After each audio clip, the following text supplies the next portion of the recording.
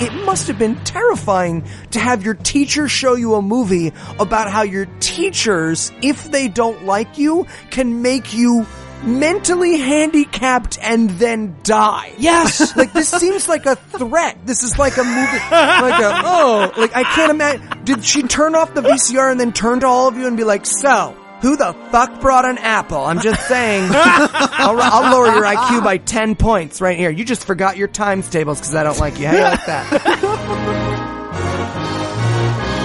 God awful movie.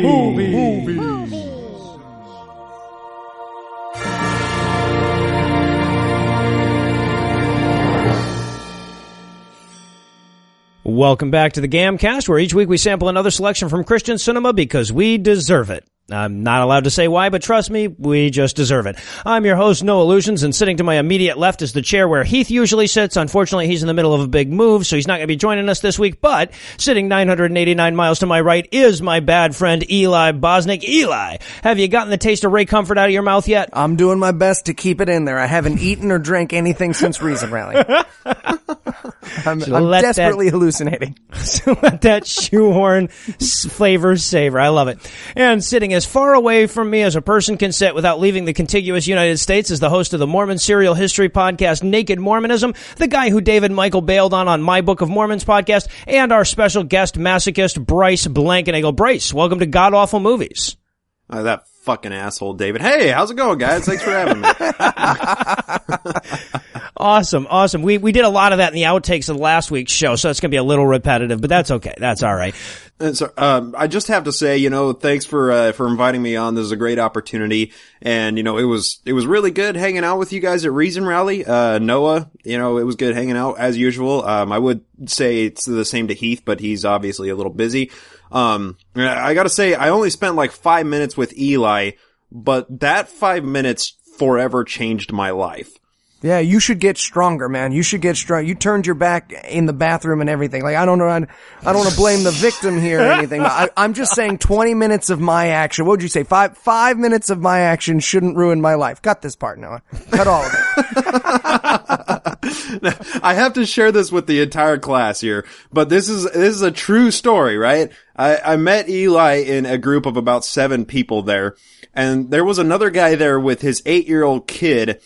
And somehow, during this discussion, Eli was able to convince this 8-year-old that they'd be doing Jaeger bombs and snorting coke off of a DC hooker's ass by the end of the night. That's true. That is Andrew Torres's son.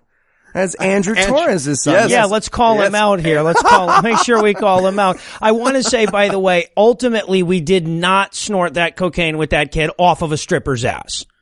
It was a totally different ass. You beat me to it. Yes. So now, unlike our last guest masochist, Bryce, you are an actual genuine Exmo, are you not? That's correct. Born and raised in Salt Lake City. Well, just north of it, but yeah, that's me. Wow. Okay, so did these movies give you any kind of like crazy flashbacks? Did you find yourself like huddled in a closet at any point? I have to say, the first one, I'd never seen the first one, but the second one that we're watching, Johnny Lingo, that was like one of the first movies that I ever saw that was like an actual Mormon production movie as a kid.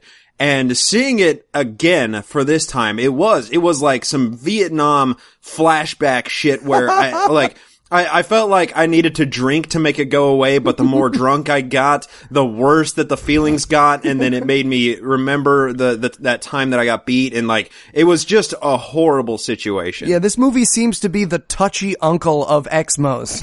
Like, everybody's like, oh, you kidding? Tickle Charlie. Oh, fuck, he molested me. You're right. Oh, man. I'm gonna need you to go out and buy a remember. bottle of something clear. Yeah, nope, the whole bottle's for me. I don't care what you get for you. Fifth, taking the whole fucking thing down. So now we have already obviously spilled the beans on one of them, but we are doing a double feature this week. So since Heath's not here to fulfill this obligation, I'm going to turn to you, Eli. Can you tell us what will we be breaking down today? We'll be breaking down Cipher in the Snow and Johnny Lingo. One is a cautionary tale about kids not being losers 'cause it'll kill you. Mm-hmm. And the other is the third most racist thing ever to happen. First, if you count not murders. Yeah. We'll get to it. I don't know how to describe it other than that. Yeah, I feel like a full 45-minute breakdown is the only way we're going to get that movie across. Okay, so now it's going to be a different kind of episode in a lot of ways this week because honestly, neither of these movies are religious and neither of them are movies. We're breaking new ground here. Basically, we're breaking down two educational videos produced by Brigham Young University in what seems like a desperate and misguided effort to project normalcy from the LDS. Right? These are like the short film equivalents of going, la-di-da, nothing weird over here. Just a bunch of regular Christians over here loving our neighbors and not plotting against the government with our 11 wives or anything. Just regular guys. And here's the thing. They're so close to good messages. Like, you can tell this is like the telephone game of good messages in educational films. It's like, be nice to the unpopular kid and treat women well. But they got funneled straight through the cheesecloth of crazy, and this is what came out on the other side. Right. You said that so well. It was like they were so close to conveying like a good heartfelt message that you could actually use, but then they had to pepper in like racism and abusive fathers and all kinds of really other horrible shit that just kind of didn't, you lost the message by the end of it. It's just really fucked up. Yeah, it's like being told to wash your hands by a grand wizard of the KKK. He's like, germs are a real problem. Okay, you gotta wash your hands, gotta get in between your fingers, and I'm just like, dude, the hood is distracting. I'm just telling you, what you're saying is right, but who's saying it is a problem? Well, but it's more like if that guy said to you, like, if you don't wash your hands, you'll turn black. Right. Yeah, exactly. He like had a white guy who washes his hands and a black guy who doesn't, and they kill and drag the black guy behind a car, and they're like, see, wash your hands. And you're like, whoa, there's so much around that I want to talk about. And they're like, what, you don't want to wash your hands? And I'm like, I do, but this is so upsetting for me. All right, so I'll tell you what, let's set Johnny Lingo aside for a second. We'll do a separate little intro for it in the C segment, and let's talk about Cipher in the Snow. Is there anything that you guys want to nominate this one for being the best at being the worst at? Okay, can we go for worst characters talking about a dead child? Oh my God. As we will learn in this movie, and I have so many notes on this, they talk about this child who has passed and is no longer among the living. So vitriol. People are nicer about Hitler. They're just like, oh, the little loser faggot. Yeah. Yeah, no, he's dead because he's a loser moron asshole. Yeah. Sure. Right. He wouldn't be so dead if he weren't so fucking stupid. A lot of that in there. Now, I also should say, okay, so if you went to public schools in the U.S. and you started grade school in the late 70s or early 80s, odds are really good that you've actually seen this one. This one was apparently adopted as standard curriculum by the NEA as a movie to show first graders, and that's really fucked up for reasons that we're going to get into. But I saw this movie like way back in first grade, and it's kind of stayed there fucking me up ever since. So obviously I'm going to need a stiff drink before I revisit this little childhood nightmare. So we're going to take a quick break, and when we come back, we'll break down all the misguided pseudopsychology that is Cipher in the Snow. Is that why you make Lucinda dress as a principal?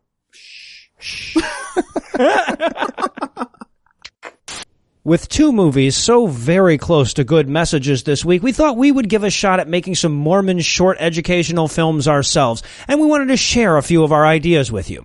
For example, share your cookies or ass cancer will turn your friend inside out.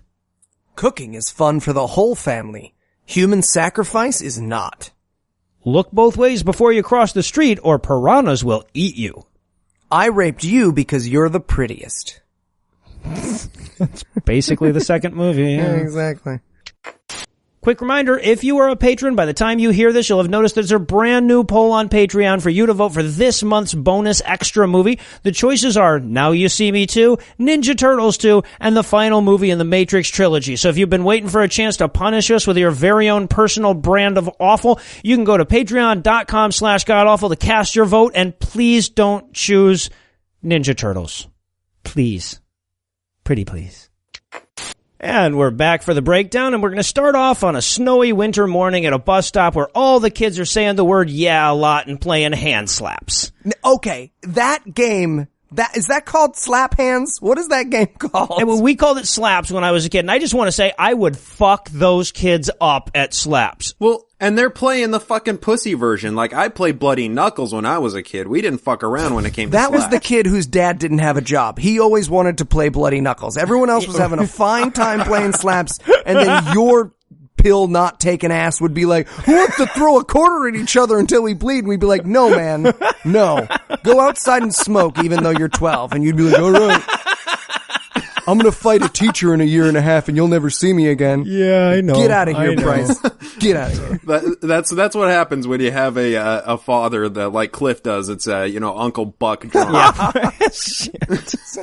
He just starts to weep. We spend the whole podcast Mark marinating him. Hey man, we could get back to the breakdown of the movie. That sounds, no, I mean, I get it. That sounds real tough. Whew. This is gonna edit down. It's gonna be like 18 minutes. And we see the kid standing all by himself. Mm-hmm. And yeah. I immediately assume, as did everyone else based on their notes, he's a school shooter. He's gonna shoot up the school. I had him as alternately as Dylan Roof, Eric Harris, and Dylan Klebold in my notes. So yeah. I he's got the Ari same Stillman impression in my notes, so that makes sense. And all that I said in the notes was the fucking Utah weather. Yeah, it's awful snowy. So the bus shows up, all the kids get on. This one kid who was standing by himself and not playing with the other kids gets on last. Nobody wants to sit with him, so he has to kind of sit all by himself. And so basically we're just really reinforcing the this kid has no friends motif. Oh, and music note, someday Columbine will ruin the music note for this movie. Because it's like, dun and you're like, oh man, that kid has his dad's gun in his coat. That's why he's standing away from everyone else. Can't pay slaps if a 49 will fall out of your pocket. That's it. So also, we meet who's going to be essentially our main character here for a really bizarre way. This is Frank, and he's like pulling out behind the bus driver. He's going to be driving behind the bus that all the kids are in at this moment. And we actually hear like his thoughts where he says, just one time I'd like to beat him to the school. And there will never be a reason why we had to listen in on this guy's thoughts. There will never be a reason why we had to be introduced to him in this way or anything. Just some random shit that didn't get edited out, I guess. And if you're wondering what Frank looks like, okay, here's what you need to do. Imagine some 70s bush. Now imagine the guy licking it. That's Frank. Yeah. There you go. How's that? I believe I had him as Alan Alda's stunt double here. Bring in the stunt tongue. The stunt tongue. See, my music note here was, we're about to see a bunch of dead Christians with ketchup all over them. Right. Exactly. Yeah, they only had apparently back in the 70s, they only had the one guy doing music for Christian movies. So the kid that was standing off by himself, Cliff is his name, he stumbles to the front of the bus and he says to the bus driver, he says, I'm sorry, I gotta get off. And the bus driver says, but you're going to school. So I wrote the Eli Bosnick story. It's true. So. That was a true story. They had a word with my parents several times. Didn't help. My parents just found out about it. Made it worse. I want to say, here's how fucked up this movie is, like how deeply ingrained this movie is in my mind. I remembered the bus driver's accent when he says, but you're going to school. Even that was like seared into my brain. Well, what's so weird is he's like, I gotta get off, and the bus driver's just like right here in the middle of this snowy valley, and the kid's like, and he just does. Yeah. He just lets the kid off, and he starts to wander out into the snow until he drops dead. Which takes only a second. Yeah. It's like, 3 steps, and then he's got like clubfoot for a second. I'm like, whoa, what's wrong with his foot? Oh, there's everything wrong with his everything. Yeah, right. Shit. And I just want to say, I appreciate this movie. They did not make us wait for the dead kid here. Like Saturday's Warrior, you had to get into the third act. You had to make it through 12 songs. This movie, before the title screen, dead kid. So again, for those keeping count, 2 for 2 on Morbid movies and dead kids. Yeah. 2 for 2. Just throwing that out there. Just wanted everybody, for those keeping track at home. You know, he kind of like took 2 steps, but then he fell seriously face plant into the snow. Like, this actor, you gotta give props to him for committing to the part, right? I mean, he just went straight face down, and my note was that snow flying everywhere or his dignity exploding out of his face? Yeah, no, he went for it. And I love too, okay, so Frank, who was driving behind, jumps out of his car, runs up, and the bus driver jumps out or whatever, and the bus driver says, he's dead, isn't he? I'm like, why would that be your first assumption when a kid fell down? That's right where you go. Like, can I take him in the back and fuck him now? He won't feel it. But then I had basically the same note you had, which is like, well, I was going to let him wander out into this frozen, icy plain of Utah by himself, so he's going to die one way or the other. Best he just get it out of the way. Right, exactly. Well, the other thing is, that is his first assumption, so that brings to me, how many times has that bus driver been wrong? How many times has a kid tripped on his way to the bus and been like, and he's been like, he's dead, isn't he? No, man, he's getting up. Oh, alright, just checking. I don't know if you know this, last winter I was right about that, so I just say it now. He's dead, isn't he? Dude, I'm just sitting down. Are you dead? You look dead. It's like he's got a deal to bring bodies to the morgue or something. So yeah, now we get the ambulance, or maybe it's the Ghostbusters. We're looking at it from inside, so it's hard to tell. Yeah, it has, okay. Now, Bryce, you are from Utah. Do they get special monotonal sirens in Utah? This was the weird, or was this, they just didn't have the siren technology of today yet? Because the siren's like, wow. It was like a tornado siren. I think it was like driven off of the motor of the ambulance, because when it comes up to a stop, it goes like, And I also love to, so when the ambulance shows up, all the kids are gathered around, and I'm thinking no one's making any effort whatsoever to segregate the kids from the dead bodies. Come on, kids, you don't get a lot of chances to see dead people in the snow. Take a good look. Gather around, watch the light fade from his eyes. That's where the soul is. Watch it go. Watch it go. You see that? That's surprise that there's nothing that comes next. Is anybody going to lick that blood off of the side of his mouth, or can I have it? It's mine, right? It's mine. Speaking of which, by the way, did either of you guys notice like what a lazy shit the EMT was about his CPR? Like, he just kind of like basically leans against his chest twice. The actor's going like, I'm not kissing the fucker. I'll lean on his chest, but I ain't kissing him. Man. And this is just a side note, but if you look in the background when they first pan around to the crowd that's gathered around the kid, there's a bald Louis C.K. with a Hitler stash in the back of the crowd. Well, I shit you not. Go back and watch the it. whole crowd looks like you took acid and watched an episode of Hey Arnold on Nickelodeon. Like, there's just, everyone's an upside down cartoon version of a fruit. It's fucking terrifying. It's like you watched A Christmas Story while going insane. Like fucking Medea killed her kids and then watched A Christmas Story is basically what this movie looks like. Just everyone's glasses on top of buck teeth, on top of flesh that you can see peeling away at the seams. It's like fucking They Live, but you're always wearing the glasses. So now I guess all the drama's off there. They load the corpse into the ambulance and drive away. And then we cut to the school where the principal is trying to figure out what happened, and apparently no one in the school even remembers that this kid exists. They're all like, "What the hell? Who the hell? What's this Cliff? Do we have a Cliff? Did you teach him? I didn't teach him. He's not in my class. I don't know him." And this is where this is a child who has just died. This child is no more, and they could not more be casually dismissing this child and how little fucks they give about him. Just like, I don't know, man. It says you taught him. Did I? They all fucking look the same. He didn't mention anything about dying. Did he say he was gonna die? Honestly, they're all just little flesh puppets to me. I gotta be honest. I don't. Well, and it, like, the principal too, he was talking to the main guy, Frank, and he was like, "Hey, can you take care, go talk to the parents?" What? Yes. And the kid, and he's like, he was your favorite teacher, or you were his favorite teacher. Mm-hmm. And he's like, I helped who? Who are we talking about? Oh, the dead kid that just happened? Sorry, I couldn't hear you over the sound of my deafening complacency about a dead child.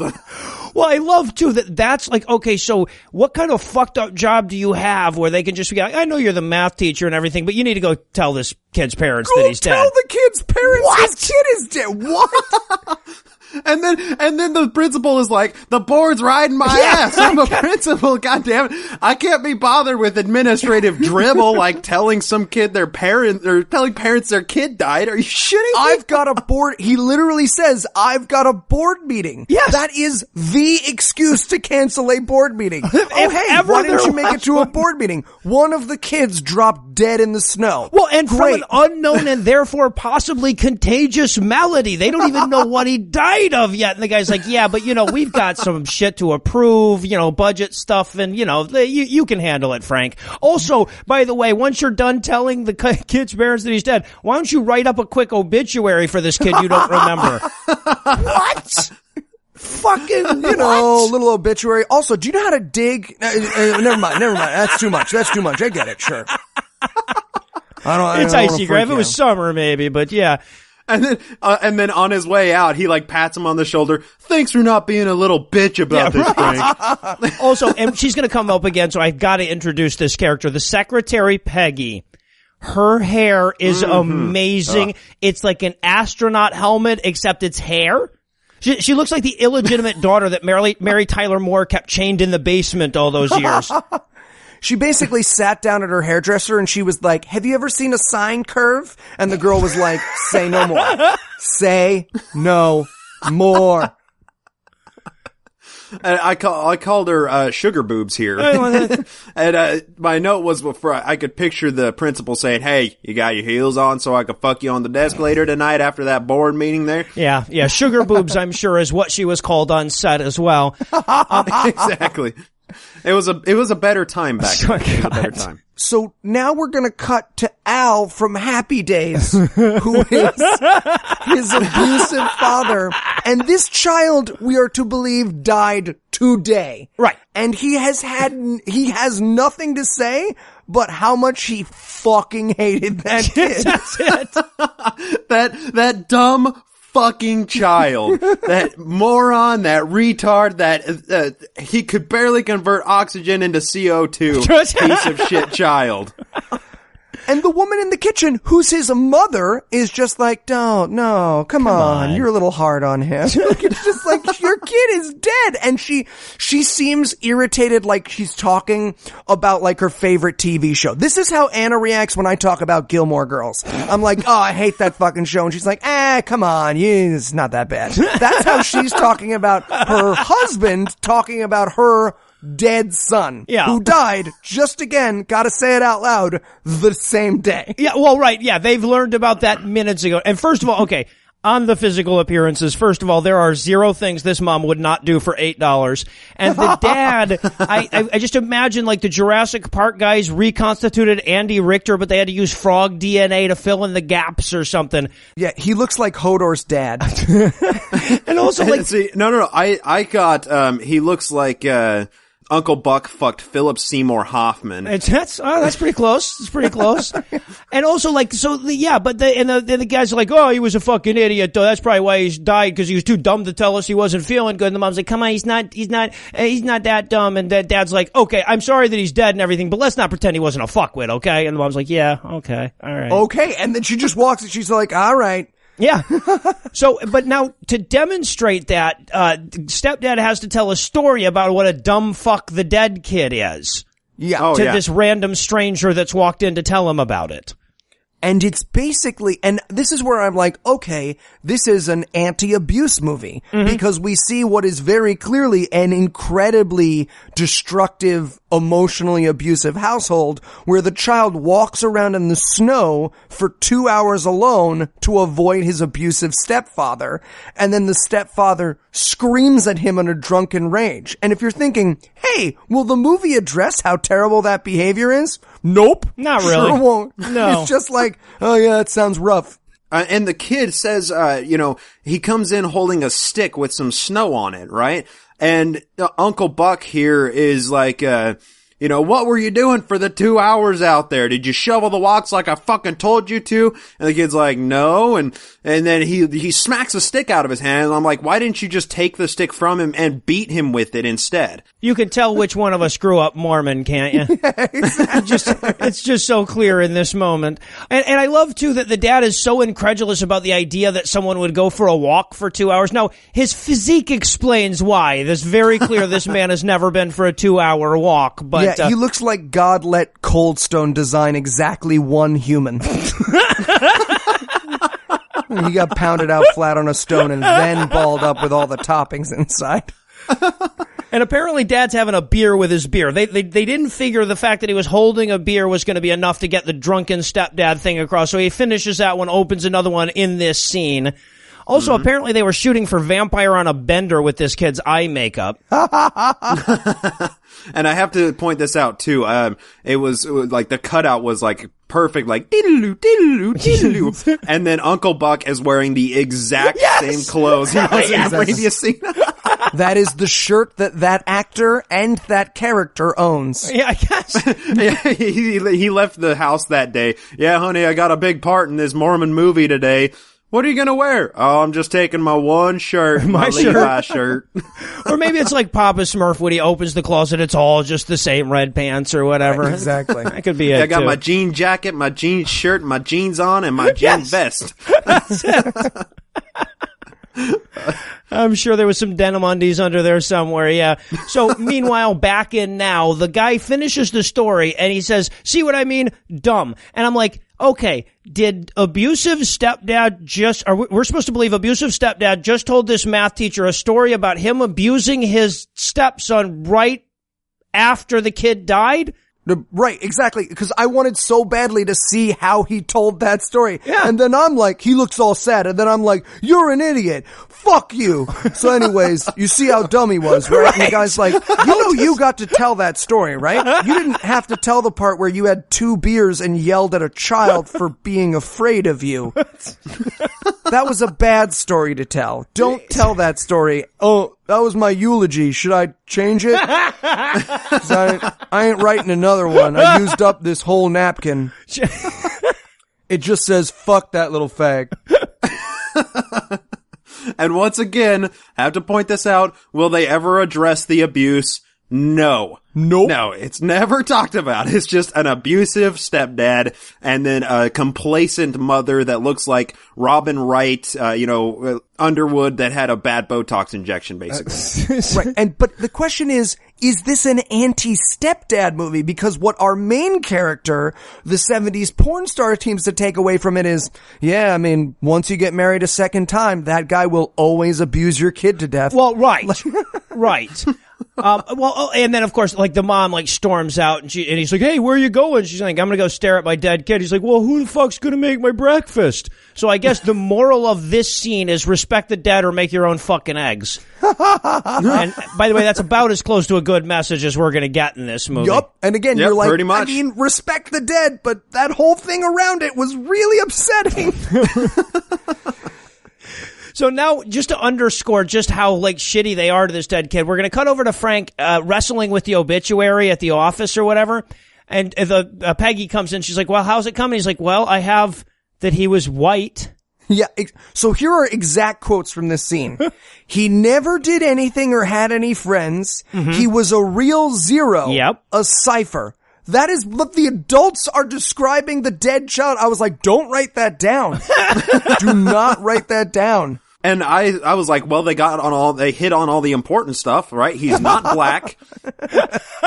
In Utah, that's literally all that matters. Yeah, right. And they go through his school report, and it's basically like, 1st grade, cool. 2nd grade, cool. 3rd grade, fuck this kid. Yeah, well, right. Because Frank's like, there's just something I can't get out of my head. Cliff wasn't always friendless and dead. What happened? And then, and I love this. Okay, so he's like, here, look at this poem about frogs that he wrote. And so they enter this as evidence that he was completely, like, psychologically just fine back in the day. And, of course, we have to get the voiceover of the frog poem. Right, and the frog poem is so insipid and boring that I'm a little bit okay with this kid being dead now. I'm just like, before it was real sad, but now that I know he wrote poetry, this poem. it had to happen. Also, music note for this poem. If I play this flute, all the children shall follow. Right. I had for music note, Silent Night, only altered for copyright issues. Yes, I think you nailed it right there. So while we're listening to this kid read his poem about how he wishes he could jump high like a frog, but he can't because he's white, we get to see him like playing with frogs in the tree and doing frog hopping in the woods and shit. And I have that he sure didn't jump off of that bus very well. It was a failure right up until his death. What a zero.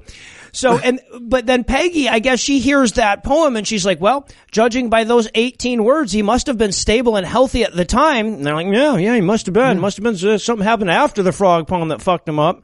Right. And then we learn that in second grade, his parents got divorced and everyone began to hate the child and he lost the ability to learn.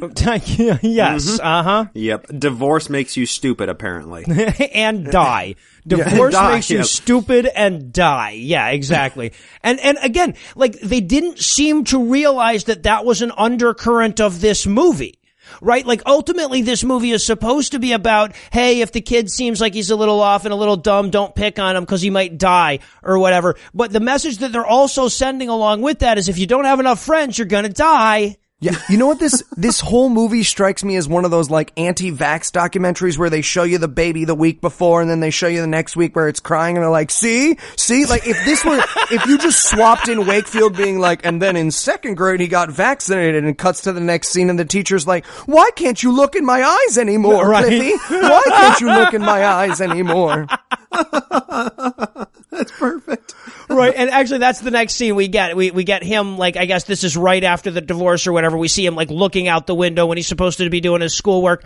And this teacher comes out. Now, first of all, this teacher looks like she should be, like, closing the voting before the big Indian dude raises his hand to watch the World Series.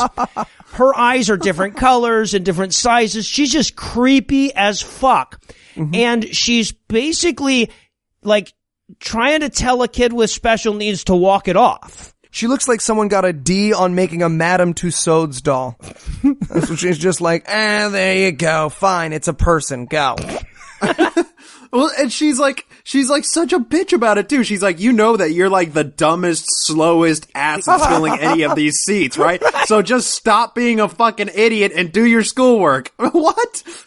She literally says in this, do you know that you're the slowest one in class? Like, who the fuck would say that to a kid? Just beat him with the ruler already. That'll make it better. Again, the Mormon. Yeah, right. But yeah, she's like, do you know you're the slowest one in class? And the kid practically turns to her and goes, I don't think that's helpful. I don't think that's going to affect positive change. Thank you for your feedback. But she's like, well, have you talked to your parents? And he's like, they won't listen. She's like, why? And he's like, they're getting a divorce. And she's like, oh, your parents are getting a divorce? Never mind. I'm going to go help a kid that matters. Yeah, right. Do. I'm a teacher. Let's show this movie to kids. Yeah, well, that's it. Yeah, she's just like, oh, well, there's no helping you now. Broken home. You're fucked. Unreal. So, meanwhile, we cut back from this flashback to Frank, the math teacher, flexing his psychological intuition some more. And he's telling the secretary, he's like, people just live up to what we expect of them. And I'm like, okay, are you saying that people expected Cliff to be dead? Is that, I don't see how else to take that. Yeah. Also, like, what? Okay, wait a second. Just for a second, what are we supposed to assume they think killed this child? A lack of hope? Yes. Okay. It's yeah, right. We'll get to it a little bit more at the end of the movie, but yes, apparently this kid died of being unloved. Well, and it's like this Mormon narrative too. Like, I gotta inject why this is like Mormon so much is because it's all about the family, right? Like in the 1990s, they released this thing called the family, a proclamation to the world. And it's like this super family-centric thing that if you get divorced, your kids will get, autism and, your whole life will be fucked up. You'll lose your house. And then the only person that you're going to get married to is a drunk, abusive, asshole, Mr. Uncle Buck. So you think this is like a cautionary tale for the mom? Oh yeah, absolutely. Definitely. All right. No, that's a really interesting twist. Yeah. If you're married to a good man that is a priesthood holder and can bring home enough of a paycheck to survive on, deal with whatever shit you have to deal with because everybody else out there is just a drunken fuck up that will kill your kids eventually. You know what? That brings so much of this movie into light if you look at it that way. That's what I tell Anna before she leaves the house every morning. So I'm glad that I'm not alone on that. Just letting you know, anyone else will kill your kids. You gotta have Cipher in the Snow on auto play just in case. I wave it at her on a computer as she leaves. Look, look. See the dead kid? This could be your kid. Now make me a sandwich. Who's going to make my sandwich? So then we cut to all the kids. Okay, we got to reinforce just how much no one liked this kid. So all the kids on the playground are building a snowman, and little Cliff wants to get in on that snowman action, so he comes up to help. Sorry, but before that, he's swinging on a swing set, and my note is, just hang yourself from the swing set and get this movie over with already. Oh, Blake, it was you. You were one of those bully kids on the snowman, weren't you? This is your defense. You you clever bastard. You organized to be on this show so you could tell your side. Well, shame on you, Blake. Shame on you, Bryce Blankenagel. Yes, no, shame on you. Stole Cliff's hat and put it on the snowman. I stole the hat. In 1972, yeah. So all the kids are going to try to build a snowman, and they won't let him play, and they steal his hat and pick on him or whatever. Ha ha, your parents are divorced. Yeah, right. But I do want to say, okay, so I have to throw this out there. The one nice thing I can say about this movie, although the color balancing was terrible, generally, in terms of knowing where the camera goes, the cinematography was actually pretty good. Yeah. And there was this little moment here where, like, the kid is looking at the snowman, and the snowman doesn't have a face, so he gives it a face with the stuff that's in his pocket or whatever. But there's this very obvious, like, attempt to show the blank snowman with no expression and contrast it with the kid that they're one and the same. And I actually thought that was a fairly potent moment actually a good decision from the cinematographer. That's the last nice thing I'll be saying. You're just finding the gems in the shit. Yeah. And my note on this was, he finally made a friend. Ba-doom. Oh, crazy billionaire money. I remake this short, but he just fucks the shit out of that snowman. See, I want the snowman I wanted it to all end with the snowman coming to life and taking revenge for him, you know? Yeah. Like, you motherfuckers wouldn't give me a face. Jack Frost 2, the Mormon edition. I also had the note, the snowman is looking at him just like his hateful alcoholic stepdad does. Yeah, right, That's exactly. nice, with button eyes. And now apparently Frank, with all of his wisdom and knowledge, has determined that the cause of death was low expectations. Mm-hmm. Right. So Frank, the math teacher, has looked at a few reports from this kid and said, yeah, I'm pretty sure I know what killed him. It was all these low expectations and shit. Once he was labeled, death was inevitable. Exactly. What? Because you know how those progress reports in third grade haunt us to this day, don't you? Exactly. Well, that just brought to mind like some image of a classroom full of kids and a teacher's like, sorry, Billy, you got a D, and the kid's just like, shits himself and dies. Fuck, you're gonna be the president. Oh, damn it. We lost another one. Too many low expectations. And again, look, there's a good message hidden underneath here that you shouldn't write off the kid who's having trouble learning because it may be something at home, or he may be coming from an abusive family. So there's like a good message buried deep within here, but the framing of it is so insane. It's like you framed the Mona Lisa with a fucking dead body. Like, yeah, that's a nice painting and everything, but why the flesh and bones and whatnot around it? I'm sorry, I'm just really distracted by the Girl Scout you cut a square out of to put this painting in. Can we talk about that? No, I want to talk about, look at her. What's she smiling about? Is it the Girl Scout you cut a square out of? I'm gonna keep coming back to that. Yeah, because again, like, don't ignore kids, don't label kids, don't give up on kids is a great message. But that's not a good message when you've already ignored, labeled, and given up on a kid, and it's killed him in your movie. Right, especially when you're then going to show that to ignored, labeled children. Right, this is the little engine that couldn't. It's just like if the book was just like, this fucking train didn't make it up the hill. The little engine that self-destructed at the bottom of the fucking hill. Yeah, what a zero. That fucking train. So, yeah, and then Frank starts to realize, hey, maybe I didn't do enough either. So he says to Peggy, he's like, do you have my 8th grade report? And she says, yes, it happens to be sitting on the pile of papers directly in front of you. So how you didn't notice that is kind of beyond me. I guess it's the same way you didn't notice the dying kid in your class. So he looks at his report and he's like, oh, damn it, I said that he had trouble socializing as well. So now there's blood on my hands. What? You just have an image in your mind of that kid crawling into the window and reading his quarterly report and just being like, you know what? Fuck it. I'm just gonna die. My note for this was, how can I reach these kids? So, and then he's trying to make the point, he's trying to explain to Peggy how the kid died of low expectations, and he says, you have a kid, don't you, Peggy? Imagine that he was dumb and friendless and your husband abused him. I was like, that's a really mean way to make your point, dude. Can't you just use a general kid? Does it have to be her son? Dude. Imagine your kid was just a useless pile of shit, and she's like, oh, stop it. He's not, though. Cut it out. He's not. He's great. So he's like, I wonder, and then he wanders out of the room. And then we cut over to that, like late that night, I guess. The principal gets back from that very important board meeting, and Frank is still wrestling over the dead kid thing. Still hasn't gotten over it. It's been hours. So the principal shows up and he's like, working pretty late, Frank. And I wanted Frank so bad to say, yeah, you made me tell a fucking child's parents that he was dead and write a fucking obituary, you sadistic son of a bitch. Of course I'm working late.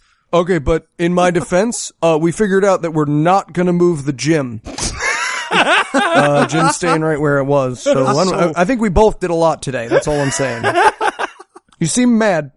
And the principal shows up. He's like, we got the coroner's report, and I wanted it so bad to be like, turns out he had AIDS, or something like that. Well, I guess it wasn't the low expectations. I feel so much better about my 8th grade progress report he now. drank a bunch of bleach that day before school.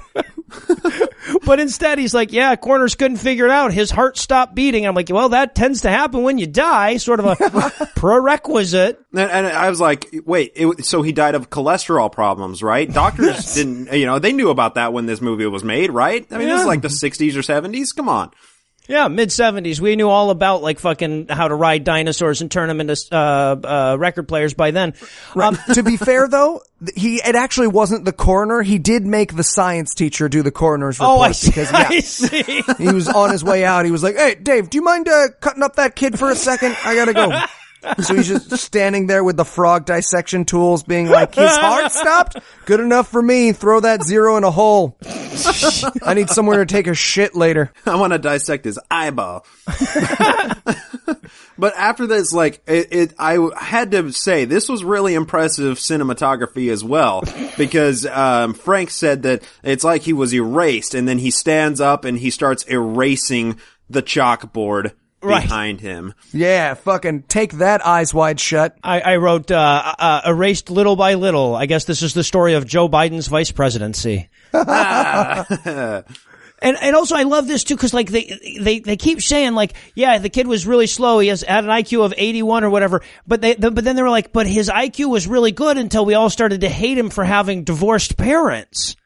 Like, so like just in case you're terrified as a child that you're gonna like turn dumb. Yeah, that can happen. Well, here's the crazy thing. Watching this as a kid, it must have been terrifying to have your teacher show you a movie about how your teachers, if they don't like you, can make you mentally handicapped and then die. Yes! Like, this seems like a threat. This is like a movie, I can't imagine. Did she turn off the VCR and then turn to all of you and be like, so, who the fuck brought an apple? I'm just saying, I'll lower your IQ by 10 points. I'll lower it by 10 fucking points right here. You just forgot your times tables because I don't like you. How do you like that? It was exactly like that, only it was a Betamax. Well, and I was just amazed that the kid actually stupided to death, right? Yeah, that's what happened. He forgot how to let his heart beat, apparently. And Frank is going like, I helped to murder him by being a bad teacher. I teachered him to death. Make it all about you, Frank. Right. Fucking beak face. But then the principal, at least for a second, tries to be sensible. He's like, come on, Frank, a lot of people are treated way worse than Cliff and they don't die. I mean, what about those Thai women in my basement? In people's basements. They're, never mind. We'll use a different example. New subject. Here, quick, go tell some parents that their kids are dead. Dude, you're our accountant now. Here. Quarterly reports. Also, we get this great line here. He goes, Frank says to the principals, you remember that study on babies and orphanages? To which the principal says, that one study they ever did on babies and orphanages? I sure do. I sure do remember that study. You mean the one they did in China where there's way too many kids and they can use them just like they study fireflies and fruit flies and shit? Well, apparently, because the study he's saying, he says like, yeah, well, I mean, they had the one group of babies that they didn't offer any love to, and then just gave food to, and they just turned their faces to the walls and died. And I'm like, did they? Did they do an experiment where, like, I wonder how many kids we can kill like this? Nobody fed these kids intravenously or anything? No? Nothing? Apparently not. The 1940s, when experiments were real experiments, yeah. You had college students chalking each other's balls and orphanages full of half-dead babies in the name of science. Science! Also, what was the point of that? Assuming that study's real, and I do not know that it is, but assuming that study is real, what was the hypothesis that caused that experiment? I think without love, you die. Hey, I got a dozen babies. You want to try it? Let's fucking do it. Let's go. I believe the study was originally created by a former kickboxer that was on Marsh's show. Not 100% sure. You used it in Auschwitz. Exactly. So, and then again, like an effort and a good message here. The principal's like, well, what can we do? And Frank's like, maybe a little tension, a little love.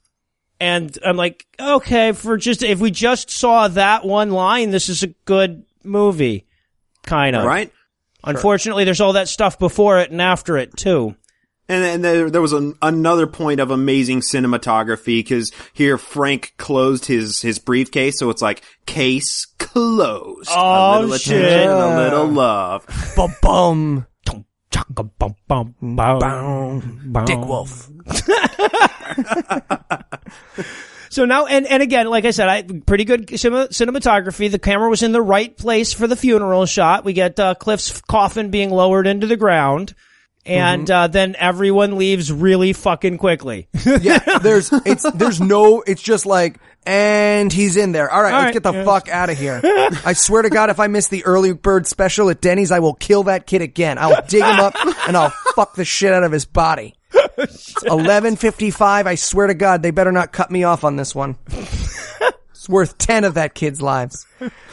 And this other kid walks up to him and he's like, hey, are you Mr. Collier? And he's like, fuck yourself. You go fuck yourself. And he's like, okay, I'm gonna go die. And he's like, wait. Hold on. Wait. Have I learned nothing? I'm not gonna let that kid die. And so then we get the ending VO, and this is the greatest fucking line. The Frank character, he goes, at that moment, I resolved never to forget Cliff Evans. I'm like, you told that kid's parents that he died. You watched him die. You wrote his obituary. Were you in danger of forgetting that? I want to say Clayton. It's a C. Chris. I'll never forget Chris. Oh, fuck. I'm going to have him on my podcast and accidentally call him Blake. I know I am. I know that I am. Right.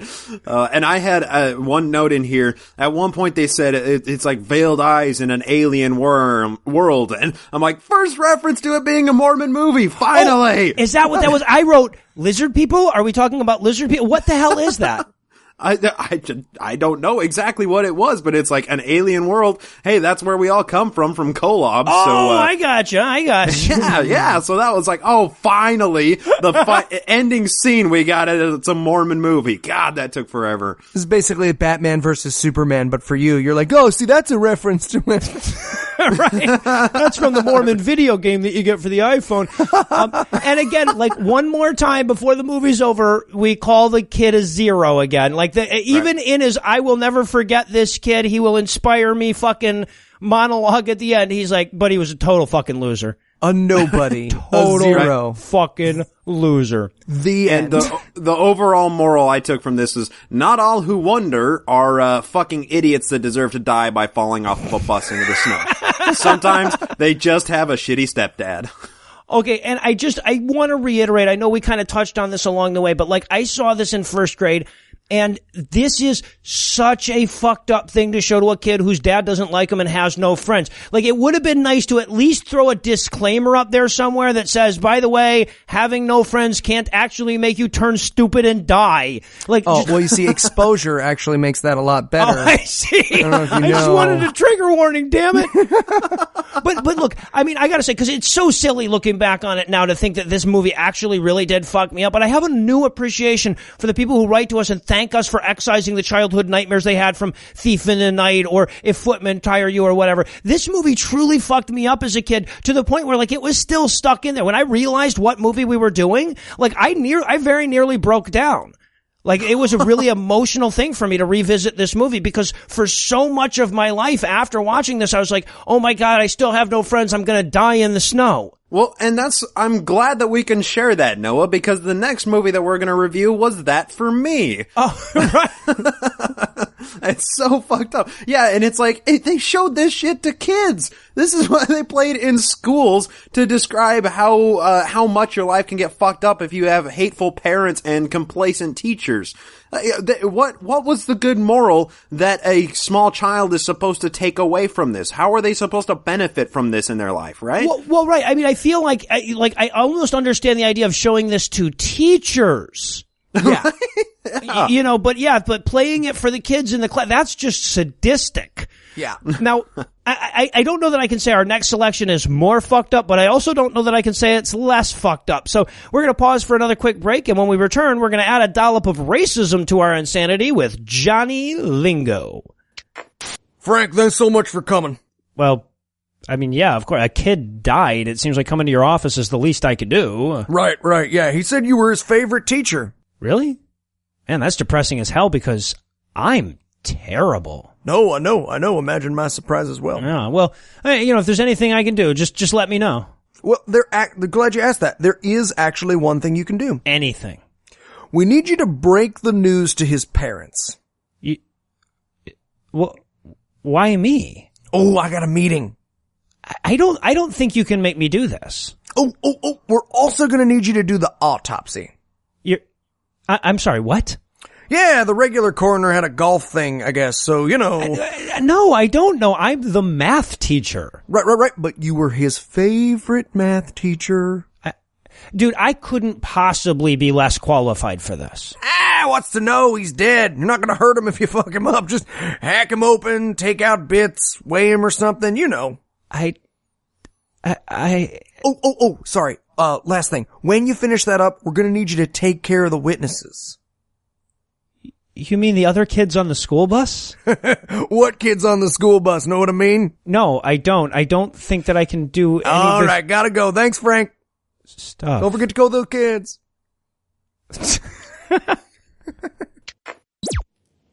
Welcome back to being back to the GAMcast, where each week we sample another selection from Christian cinema because it's the only way to make Eli stop watching porn.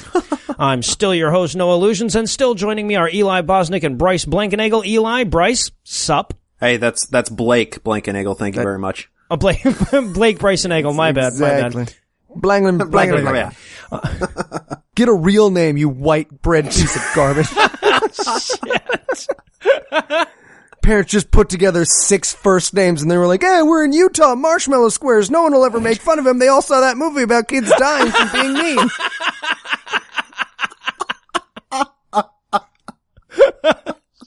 Well done, sir. Trying to tell everyone that we were excited to record with you yesterday, and I had to sound out your name letter by letter, just going back and forth between your Facebook. Just a new surprising letter each time. So excited to record with B. Is there a G? Now there's an N. That's a Q. There's a Q in there. Then there's 3 G's and a and W. I love the title of the show notes. Black Cal. Yeah, that's what I titled this episode in our show notes is black. I was wondering what the phonetics were on that, but yeah, that would have been my guess. All right, so quick before we dive into this little slice of what the fuck, is there anything that you guys would like to nominate Johnny Lingo for being the best at being the worst at? Can I go with, and I think I'm ready to say this, most racist Christian movie we've watched. Wow, that's a big statement. Tall order. I think this might be the most racist Christian movie we've watched. It's pretty bad. It's bad. At the very least, I think it's making a really tough, or a really, hard charge at the most sexist. So, well, and I would say it's probably the best at the ugly duckling, right? So you know how like there's movies or Disney cartoons that start out with this like ugly girl that doesn't feel comfortable and then something happens and she's beautiful by the end? Well, this movie kind of took that whole story of the ugly duckling and like cranked it up on fucking cocaine, and then it's like the Holocaust of ugly duckling stories. It's amazing. Yeah, this is how Roosh V tells the ugly duckling story. Well, and what's so amazing about this movie is that, yeah, that's a pretty common trope that you start off with Sandra Bullock looking ugly or whatever, and by the end she looks like Sandra Bullock. Except in this movie, they made no effort at all to make the chick not super, super fucking hot at the beginning. Right?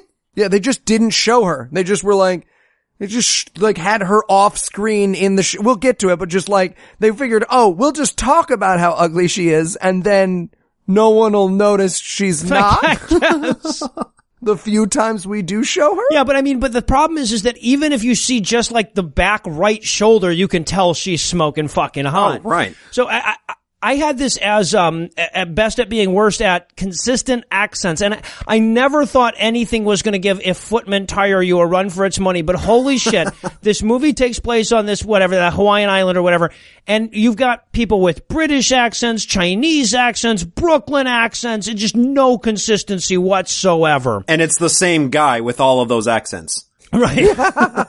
You feel like the dialect coach for this cast was just like, all right, everybody gather around. Unga bunga, unga bunga. Good, you're all good. All right. Bye, everybody. Where do I get my check? Over there? Ooh, craft services. Granola. Pineapple.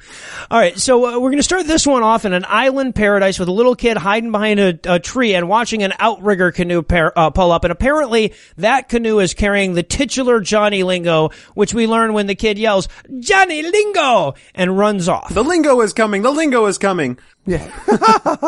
Music note. This surf party is awesome. I didn't know those cowboys could surf. I had this joint is fizzling right. Now, I want to point out, too, because we get as the kid's running through the jungle / credits, we get the full title here. It's called Johnny Lingo, Building Self-Worth with Others. Is that contradictory? That seems contradictory to me. Yeah, it is not the biggest problem with this movie, but it's a problem. Well, also, by the way, that's the same subtitle I used for my Circle Jerk How-To series, so apparently I'm going to have to rethink that. Sorry, I have to say, we got like 1,900 shots of this kid running through the forest through different angles, right? Mm-hmm. Like, they spent forever. I mean, how many shots did we need of this kid just running through a forest? It's amazing. Right. We get it. He's running. He's running to a place, from a place to a place after seeing the lingo coming. Yeah. So he shows up at the village and everybody's out there, villaging or whatnot, and he yells, "Johnny Lingo, he come." I'm not trying to do the racist thing. That's what the kid's line is. That's what the kid says, and that's how he says it. And I said, Mahana's gonna be saying that he come in a minute. Ayo! We'll get there. So everybody in the village is super excited that Johnny Lingo has come because apparently he's the shrewdest trader in all the land. Except Filipino Judd Hirsch does not seem to be super impressed with all this Johnny Lingo bullshit, but everybody else is pretty excited. Yeah, I had Judd Hirsch on a juice fast. Yeah, so we're gonna meet this character. That's Mr. Harris. He's the shop owner, Filipino Judd Hurst, and also his assistant Tolo, who is apparently the Filipino Eli Bosnick. Because the first thing that we hear from this guy is he's like Johnny Lingo is there to find a wife, and he's like, well, he won't take Mahana. She has a face that looks like a stone, and she looked like she missed too many meals. I'm like, that's pretty weak, but we could have done better. But good effort. Good effort. So I guess what we're saying is if you're trying to insult the slave you're selling off, use it through the scathing atheist, right? Yeah, vulgarity for charity, guys. Coming this fall.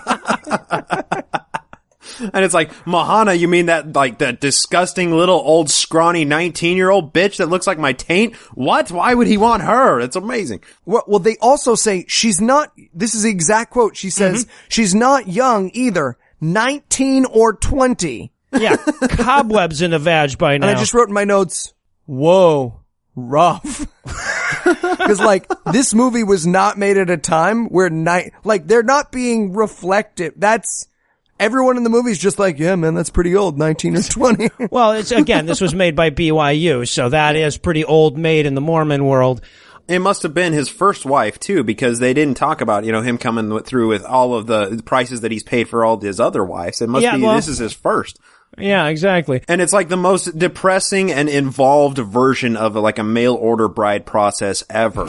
Like he has to go to the island and he has to go pick her up and pick her out of a line of a bunch of other women and, bring all of these cows with him to pay for her. Like, God, I can't imagine. Just phone Russia already. You'll get one in a box. Sent to your doorstep. Exactly. It's like the Pony Express of mail order brides here. So what we're supposed to get from this scene, though, is that Johnny Lingo could have any wife that he wants, but apparently he wants Mahana, even though no one can imagine why anyone would want to fuck Mahana.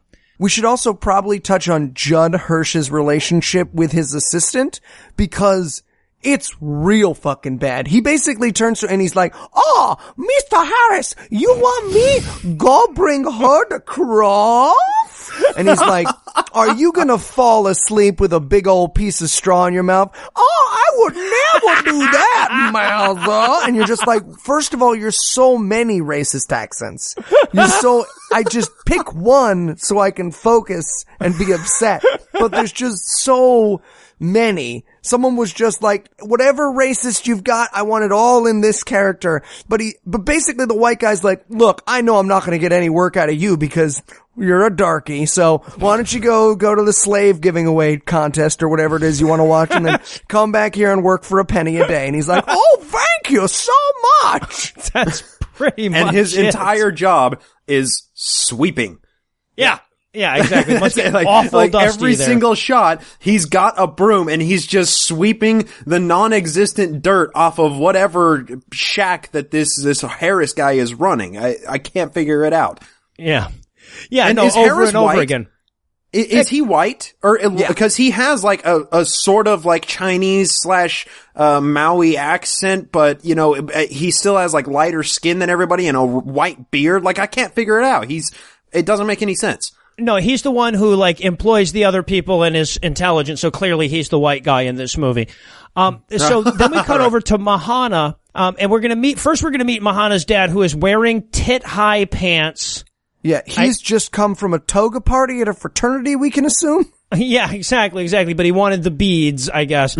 And now this guy, okay, so apparently that dumb bitch Mahana doesn't want to be sold, so she's off hiding somewhere. So we're talking about how ugly she is. Now, the dad looks like a stage 2 Bond villain. Yeah, his face is covered in burns. Yeah. Why is the actor's face covered in what appears to be a perfect circle of burns? Someone very clear, he was like, this horseshoe looks red hot. Let me get it real close to my, oh!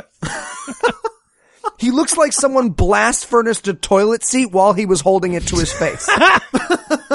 It's just a perfect rim of burns. And I'm not going to say that someone, just because they got, toilet seat blast furnace, can't be an actor, but maybe you don't cast that guy as the one to talk about how ugly everyone else is. Yeah. But usually it's with Kevin Spacey, they do the makeup to make him have burns. They didn't even try to cover up this guy's burns. They were just nope. Wearing them loud and proud.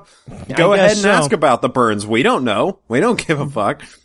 So, and we've got to, the movie's already touched on this. I guess we got to dwell on this for a second. So what's going on here is Johnny Lingo has shown up not to choose a wife, but to buy a wife. Yes. To purchase a human being for some number of cows. And apparently Dad is so desperate to get out from under Mahana that he's willing to give Johnny Lingo 50 shekels just to rape her. Yeah. And I should point out here, in case you're thinking there's a tiny bit of good to this movie and that Mahana doesn't want to be sold because being sold is bad. No, Mahana is hiding in the woods because she thinks Johnny Lingo is going to offer too little money for her. Yes. Yeah. Yeah, and everybody around is talking about this. They're at one point a guy says, "Oh, Mahana, she's not even worth a 3-legged cow." And you're like, that's the message that we're getting across now, is how much these women are worth. It's not the fact that, oh, we're buying, this is human trafficking glorified. because it's on a Hawaiian island. No, we're talking about the worth of this woman being less than a full cow. Right. The message of this movie is not don't sell humans. It's like don't underpay for them. Exactly. Yeah. Spoiler alert. The message of this movie will not turn out to be don't sell humans. The message of this movie will be overpay for humans and they'll feel great about themselves. And then they can tell all of their friends how much that they were paid for, and it makes them feel good about themselves. Yeah. And this is the first time I wrote in my notes, because you see, so like Mahana is hiding up in a tree, and again, so that you don't see how incredibly hot she is, they're hiding her behind branches and bushes and stuff, but it's not enough. Like my first note on her is, Mahana is not just a little hot. As a matter of fact, I looked up some trivia on this. Apparently she's like Miss Hawaii something or whatever. Holy shit. She's like, they cast this beauty pageant winner as the ugly chick. Yeah. Also, none of the actors can agree on how her name is pronounced. She's Mahana, Manana, Manana, all kind of shit before it's over. Malaka laka la la la. Yeah, blocka laka laka. Exactly. Her dad is threatening to hit her with a stick if she doesn't come down from the tree so he can sell her. And the music note I have for this sequence is, nobody will catch me. I'm the sexiest mouse. And apparently this is like a big deal on this island. You know, when a human being is being sold into bondage, everyone wants to gather around and see. Well, and it's amazing because the dad is like, he talks about how hard he has it because his daughter Mahana is so fucking ugly, right? He's like, he's talking to his counselor or his buddy, and he's like, you just don't know what it's like. You paid 5 cows for your wife. You know, you made a good investment, but, you know, you don't know what it's like to have a really shitty, ugly daughter that you can't even, you know, pay somebody to take off of your hands. Right. And he says, I only paid 2 cows for my wife. That's why she gave me this fucking ugly daughter. And everyone's just like, yeah, man, that's a good point. We're never going to acknowledge this behavior. And Johnny Lingo shows up. Yeah, right. So Johnny Lingo shows up to do the bargaining or whatever, and they're like, well, where's Mahana? And of course they can't tell her, like, she's hiding because she doesn't think she's worth more than 2 cows or whatever. So they're like, oh, she's sewing sexy lingerie for her husband or something. She's masturbating with lesbians, or whatever. So now, wait. We do have to touch on something that is fantastic about this movie, because there's not a lot of good things about this movie. Oh, no. But Johnny Lingo is a fine cut of meat. Oh my God. Yes, he is. He looks like someone, looks like someone made a wish that Yul Brynner would come back to life, but they poured bronzer into the genie's lamp. He is just a sweet hunk of flesh. He can lingo my Johnny anytime he wants to. I would pay at least a few squirrels to have him fuck me. That's how gorgeous this how many man is. cows for Johnny Lingo? He does look like he should be crossing the Rubicon at some point in this movie, but yeah, good looking dude. So he shows up, they all gather around on the mats together. All of the people around are talking about how few cows Mahana is worth. And by the way, like, Mahana is the only not grossly overweight woman that we're going to see in this entire, well, with one exception. Like, all the other women are just gigantic. And, they feel good about themselves. That's great or whatever. But the 2 fat chicks can't be sitting around talking about the skinny chick going like, I was worth 3 cows. I was worth 4 cows. She's not going to be worth any cows. Right. You are a cow. And it's like these women were like, yeah, I was a 4 cow wife because I was sold for 4 cows and then I ate them on my honeymoon night. And now you see what happened. They determine how many cows you're worth by how many you can swallow. Yeah, right. Well, and then you see the exact message that the movie is trying to get across, because you have one woman that was like, I'm a 4 cow wife. And then this other lady was like, well, my husband paid 5 cows for me. Bitch. Yep. And the first woman shoots herself in the head. Yeah, right. She goes and dies in the snow somewhere. Yeah, exactly. She wanders out of frame and there's just suddenly snow on the Hawaiian island. She face plants and dies. Oh, where's that billionaire remake? Crazy billionaire money. Yeah, a little crossover movie between the two. A smash up, yes. It'd be perfect. So now it's time to start the bidding, and Mahana's dad has to start with the opening bid, and we cut to the peanut gallery, and they're all going, if he goes over 1 cow, he's crazy. Oh, 1 cow. She's not worth 1 cow. She's only worth the horns and the hoofs or whatever. And so Mahana's dad starts the bidding at 3 cows, and everyone laughs like a naked in high school dream, you know? I expected Mahana to go like, they're all gonna laugh at you, get psychic powers, start throwing huts around at people. Better movie than we get.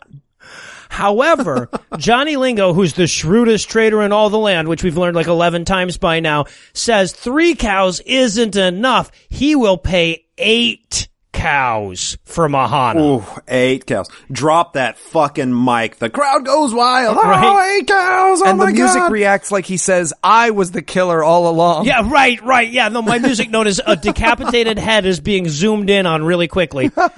Right?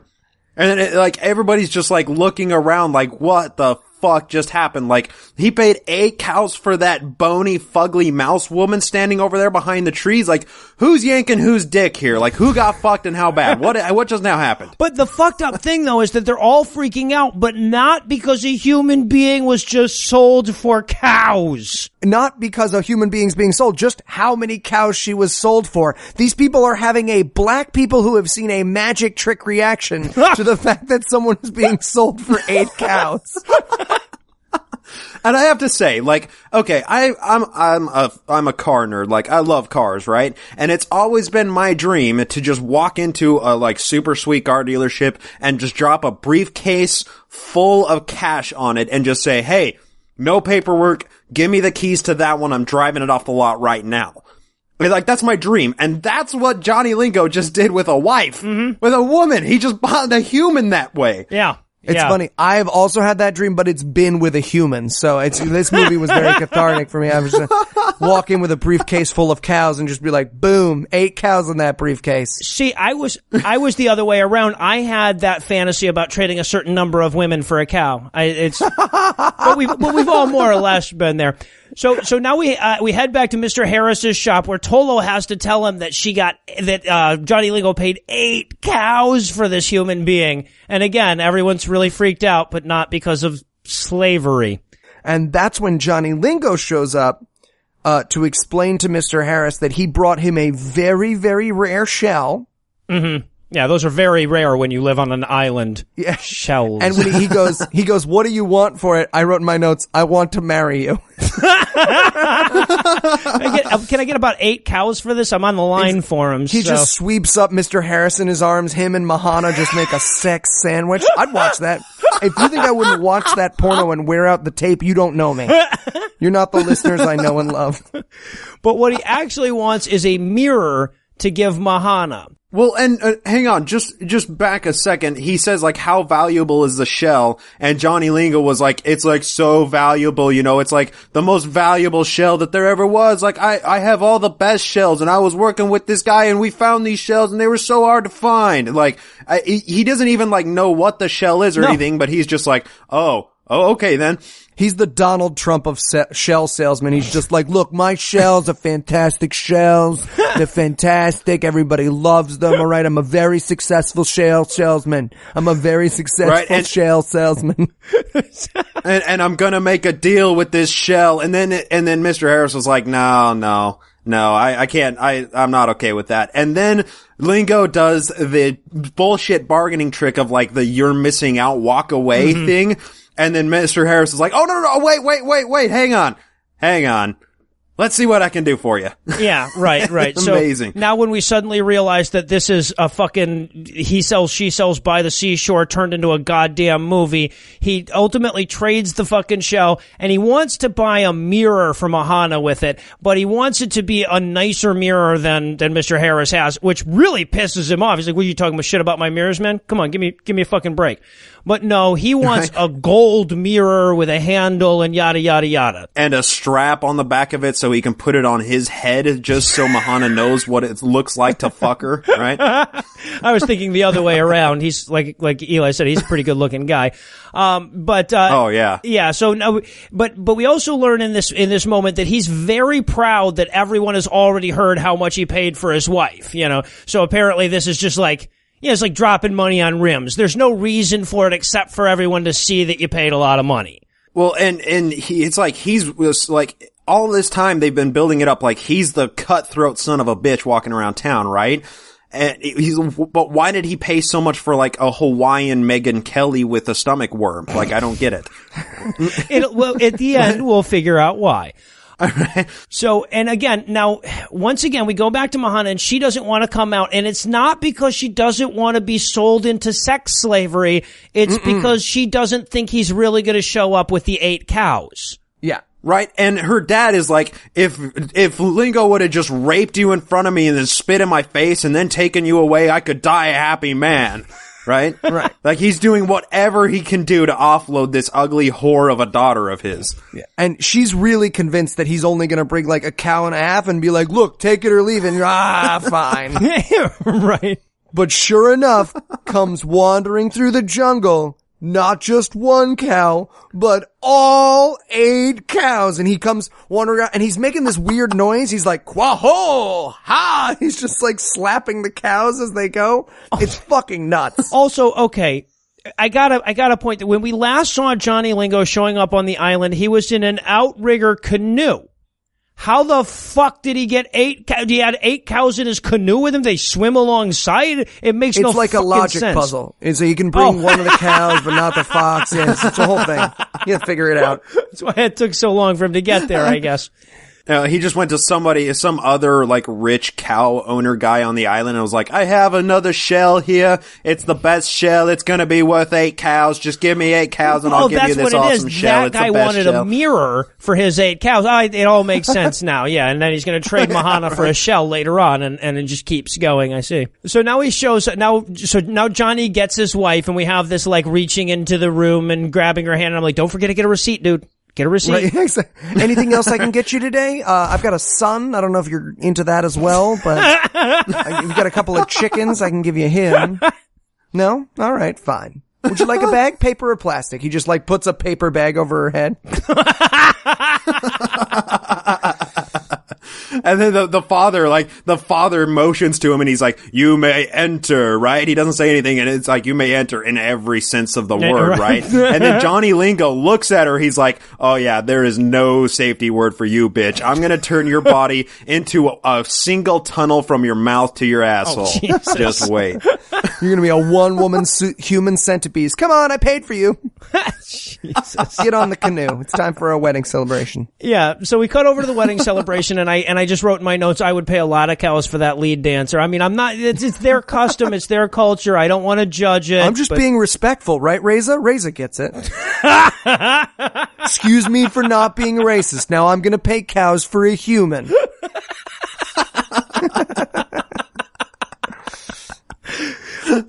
So I guess, and then all that we get, she's hanging out. Johnny Lingo needs to go take a squirt or whatever, and while he's gone, all the little village kids sneak up to say a mean poem about how Mahana's not worth 8 cows, and she starts crying. Again, not because she's being sold as property. Because they said a mean poem. And I would pay anything to watch the creative meeting of those kids as they write that mean poem.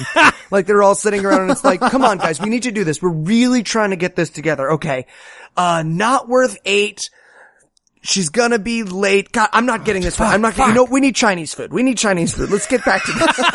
Just a bunch of 9-year-olds sitting around smoking pot. Why do poems even need to rhyme, man? You know what I'm saying? We should start a band. We should start a fucking band. All right, Mahana wishes she could jump high like a frog. Damn it! God damn it! Got nothing. That's the other movie. And I said that these kids must have come from a 1-cow mother, because they're just a bunch of horrible, ugly little kids, right? I don't know how you calculate the value of children, but I'm proud. Oh god, I'm very proud. So then Mr. Harris shows up looking like he should be hunting King Kong. Or Johnny Lingo. Like, I expected him to be like, Johnny Lingo, I have that mirror. If you can survive for the next 24 hours. Right, yeah, exactly. I wrote, Mr. Harris doesn't always drink beer, but when he does, he drinks Dos Equis. So, and I guess he's come to congratulate the newlyweds, but it's too late. They're off fucking, I would assume. It was so weird too, because when Mr. Harris walks up to Mahana's dad. He's like, where are they? And he points to where they are. And it looks like he does it with a dildo in his hand. Like, go back and watch this. It looks like this dude has a dildo and he points to where they are with, like, where they are with Mr. Harris. It's unbelievable. I was like, what is he going to use that for? Is he eating off of that? Where is that going to come into play? I got to say, it's going to take a lot more than the promise of a dildo to make me watch this again. But yeah, so they're paddling off to Honeymoon Island or whatever. I have my music note here is an anthropomorphized animal is putting its kids to bed.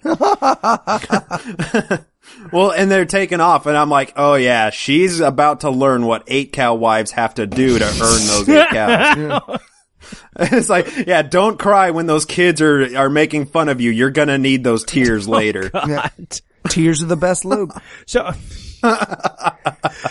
now apparently it's much later. They don't even give us a title screen like a 3 months later or whatever. We're just supposed to catch up. And I guess they're back from their honeymoon and Mr. Harris is going to go deliver that mirror he got for him. But not before we get some more racism, because what's his name is still sleeping, and he's like, now, when I leave, don't you go to sleep in here. And he's like, oh, you know I'm gonna, Master Soy. And you're just like, again, I don't know what your accent is, but it's upsetting. It's upsetting. So yeah, he leaves the lazy native in his loincloth to fall asleep behind the counter as he goes to deliver Johnny Lingo the mirror he bought. Yeah. And so when he's showing up at Johnny Lingo's house, the first thing we see is Mahana's dad storming away, yelling at him. He's like, you cheat me. She worth 10 cows. And again, those are the actual lines. I'm not just leaving out all the fucking apostrophes. They did it. And as he's storming off, I'm like, oh, I knew that somebody got fucked in that 8 cow deal. I knew somebody had to. That's what happened. Yeah. The father got fucked. I got it. Judging by the look of Dad, I'm sure those cows probably got it too. And I said, the mirror is perfect when Johnny Lingo, like, picks it up and looks at it. It's perfect. It's gonna fit right in there. I can't wait. Mahana, start stretching. Right? And then she's like, you give me such a good gift, but I have nothing to give you. And I'm like, yeah, your gift to me can be seen by whoever does your next pap smear. Yeah, I wrote, your gift to me is dat ass. But yeah, so she walks out, like we haven't seen her yet, and this is the big reveal. She walks out, and not only is she gorgeous, which we knew before, but we're actually allowed to see her with the camera, but she speaks English with no accent. Yeah, that changed. You give a woman enough cows, and she learns a Midwestern dialect. and the fuzzy edge filter on the camera. Oh, that turned it up a notch. I was like lubing up, ready to go. Finally, we got something good to go off of here. And Johnny Lingo says it's so close to a nice message. He says, I have loved her ever since we were children. She has always been beautiful. And I was just like, that's such a nice thing to say about someone you haven't bought. You haven't purchased. What a lovely thing to say about someone who's not in essence a slave who you raped. Right. I mean, okay, first of all, like this whole like, oh wow, now she's gorgeous thing. It's like, that's because she's not hiding behind a tree. But the other thing is that the message that he's trying to send here, he's like, just think about how much self-esteem you give a person when you say their value is equivalent to some number of cows. How did this not get nixed at the fucking meeting? How did somebody not say, you know what? Why don't we just make it that like she decided to marry him or something? No, it's got to be barter for cows. Well, because they pulled in some terrified Mormon woman who was on her 17th baby and was just excited not to be pushing something out of her vagina. And they were like, hey, Helen, in between baking, do you think this is bad? And she was like, if someone doesn't make me have a baby, I'll say whatever you want. This is great.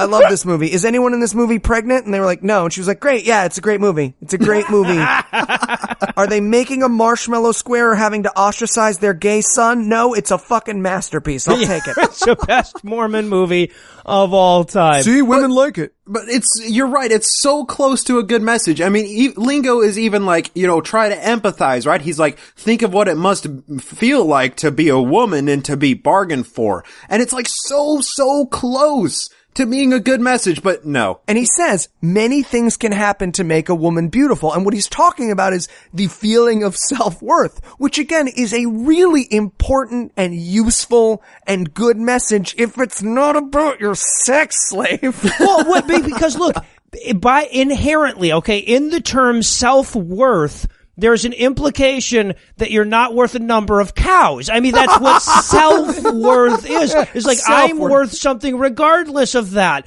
But no, his message is, I wanted her to be an 8-cow woman. And I mean, that sounds kind of sexy, but that's not how they mean it. Yeah. So, yeah. Right. Anyway, very bizarre effort at a good message. Right, and it's like, okay, so Johnny Lingo wasn't a vain asshole for his own reasons. He was just a conniving vain asshole instead. He just put a little bit more thought into it, right? Good on him. Good on him. Apparently, yeah, exactly. So yeah, no, and I think, if I'm not mistaken, the moral of this story seems to be overtip the ugly stripper. I don't get it. I don't know. Overtip the ugly stripper. Yeah. That's what this movie for children is. And I think it's a little bit more utilitarian than that, right? Like, Johnny Lingo's like, I wanted her to be an 8-cow woman so I could stand fucking her. And he's like, have you ever fucked a 1-cow wife, Mr. Harris? They cry way too much. Am I right? Now I can fit almost 8 cows in all of her various orifices. That's what I wanted her for. That's why I needed all 8 cows. So, and that's how the movie ends. Basically, the movie ends with them looking at how hot she is. And again, even if you set aside the 8-cow woman thing, the fact that they're bargaining with her for cows, just the simple fact that it's like, oh, she's ugly. Oh, now she's pretty and everything's okay. That's still a pretty fucked up message. Oh, right. Even if you take the slavery part of it out, it's still a bad effort at a good message. All right. So you guys ready for the most fucked up thing about this movie? Apparently, it was remade into a feature-length movie in 2003. Mm-hmm. Oh! I was looking up, trying to find some trivia on IMDb, and apparently in 2003, the movie The Legend of Johnny Lingo came out. I double-checked, and it's got a cast listing for young Mahana and grown-up Mahana and everything. So I think that movie was just so inspiring to some Mormons that they said, yeah, we got to do 90 minutes on this. They were like, I want more of this story. Let's do it. This is what happens when we give them an entire state, people. It should have been Israel. The church finally came in with the crazy billionaire money and was like, how fucked up is this movie? Let's just try to make it even more fucked up and feature length. We're going full tilt on this motherfucker. Yeah. Let's do it again. All right, so now, of course, normally we try to avoid numeric ratings and stuff, but I feel like with this movie, there's just no way around it. So rather than asking you how many stars you'd give it or how you would orient your thumb in relation to it, I have to ask, how many cows would you give this movie? Okay, so hear me out. I would give this movie 12 cows. Oh, shit. Because according to the movie itself, if I gave it more cows, it would become a better movie? How many cows to turn this into Clockwork Orange? That's my question. How many cows do I pay for this movie until I watch a movie made not for monsters? If you told me all of Hitler's plans were based on this movie, I'd be like, I get it. Yeah. I get it. God. I love it. We took this entire fucking episode to go Godwin here, though. That's good. That's good. Well, I have to say, from my perspective, I didn't take that tack with it, right? I'm much more sinister when I think about buying movies to determine their worth. So I'm like, this is probably about 3 really, really bloody hamburgers. Not even a full cow. Not even a full rump roast. Just hamburgers with worms in them. Wow. After they were gang raped by a bunch of Hawaiian hobos. So. Oh, the hamburgers were gang raped. Yeah. Oh, yeah. Yeah. There are 3. Now, walk me through that, because rape implies non-consent. How do you know you're raping a hamburger? Take me there. The 3 hamburgers are sitting out there, right? First of all, how are the hamburgers dressed? I'm just being skeptical. Okay. I just want to look. I'm just trying to get to the truth of this. I'm saying 5 minutes in a Hawaiian hobo's life shouldn't ruin the rest of it. Am I right? Who's with me? Well, talking about just the mechanics of it, you could kind of roll it around, it maybe, no, they were probably fucked before they were separated out into the separate 3 hamburgers, right? It was just this big pile of ground meat that had a bunch of worms in it, and that's when the raping happened. And then someone formed that cum-filled pile of beef into hamburgers? Yes, exactly. Yeah, I want to meet that It's the guy. hamburger's I want to meet the fault. guy who sees the cum-filled beef and turns it into burgers. And says, you know what? We could make some burgers out of this. We don't have to waste this. The worms are going to die when we cook it, guys. You cook out all of the hobo diseases anyway. Exactly. What Bryce is saying is, and Bryce, tell me if I'm not representing you incorrectly, what Bryce is saying is eat your rape victims. Am I right? Am I right? Anyways, it's called the Nomad Mormonism podcast or whatever. Yeah, he's got your name dead on, name of your show dead on. It's very good. Very good, Eli. I'm not the host. That's your job, damn it. All right, well, Bryce, I can't thank you enough for hanging out with us today and trying to decipher all the Mormon lingo in these movies. And I gotta say, just because they were short didn't mean they were easy. So, well done, sir. Congratulations. You made it to the finish line.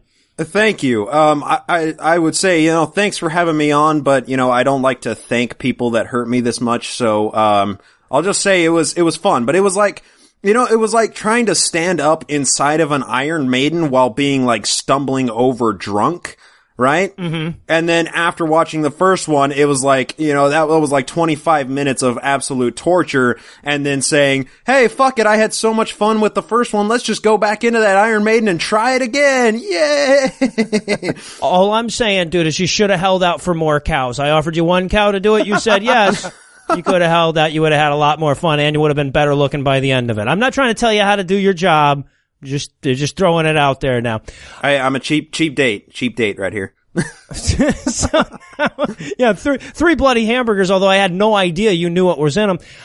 So if our listeners want to hear more from you, where should they go? Well, they can find me a couple places. I host the Naked Mormonism podcast, which is just called the Serial Mormon History Podcast. Of course, episode 1 starts with the birth of Joseph Smith, and then it goes on from there. And it's been going, I've been running it for about 1.5 years. Lots of hours of Mormon history there. I kind of try and do it like, old style, radio broadcasting entertainment type of thing, right? Where you just kind of follow the storyline of these characters as they develop through a given set of time. So it's a lot of fun. That's the best place to find me. Naked Mormonism podcast, iTunes, Stitcher, all of those good places, Facebook and Twitter. I also run the Glassbox podcast, a secondary podcast, as well as I'm currently in the process of writing a book that is a deconstruction of the Book of Mormon, and that's hosted on realbookofmormon.org, where every 2 weeks I release more and more chapters of that. So lots of places. Oh, awesome. Just Google last name Blankenagel and you'll find me somewhere. Yeah. Just go just hit your head close to where the B and the L are, and he's the first thing that comes up on Google. That's what I've found. And I've got to say to the audience here, no matter how fucked up you think the history of the Mormon church is, it is more fucked up than that. Naked Mormonism comes highly recommended for anybody who wants to see the darkest depths of American religious batshittery. And of course, we'll have Naked Mormonism as well as the other links that Bryce mentioned linked on the show notes for this episode. Bryce, thanks again for your time, bro. Thank you. And I just would also send people over to the Scathing Atheist episodes that you had me on for the Carthage jail shootout as well as the Mountain Meadows massacre. They were really fucked up, but a lot of fun still. So yeah, thanks for having me on for those as well. Had a good time. You bet, man. You bet. And well, that does it for our review of Cipher and the Snow and Johnny Lingo. That's not going to do it for the episode just yet, because we still need to get you all titillated for next week. So Eli, tell us, what's on deck? The Book of Mormon, Volume 1, The Journey. Oh, this looks fun. So I watched the trailer for this on YouTube. This is the gayest thing I've ever seen. Right? I don't mean it in a bad way. I just mean that it's a lot of shirtless men holding each other down, using nothing but the force of their strong pectoral muscles. It looks like, if this doesn't turn out to be gay porn, I'm disappointed. That's what I'm saying. It was a super homoerotic preview there. I gotta say, there was a lot of shirtless Nephi. Nephi was looking pretty good, looking pretty hot. Yeah. And I'm pretty sure, now this is a 2003 movie, and it used basically real actors, like all the people have IMDb pages and they've been bit roles in other movies and stuff. So, I'm really excited.